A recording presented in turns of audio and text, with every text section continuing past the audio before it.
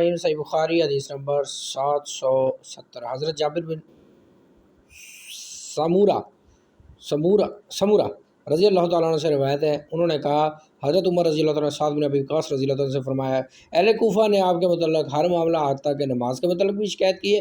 हज़रत साद बिन अबी वक़ास रज़ी अल्लाह ताला ने जवाब दिया, मैं पहली 2 रकअत में तवालत और आखिरी 2 रकअत में इख्तिसार करता हूँ, और जब से मैंने रसूलुल्लाह सल्लल्लाहु अलैहि वसल्लम के पीछे नमाज की इब्तिदा की है कभी इसकी अदायगी में कोताही नहीं की।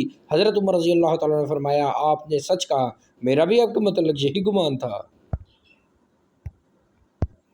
Narrated Jabir bin Samura, Umar Raziallahu said to Saad, the people complained against you in everything, even in Salah. Saad replied, really, I used to prolong the first 2 rakah and shorten the last 2, and I will never shorten the Salah in which I follow Allah's Messenger. Umar said, you are telling the truth.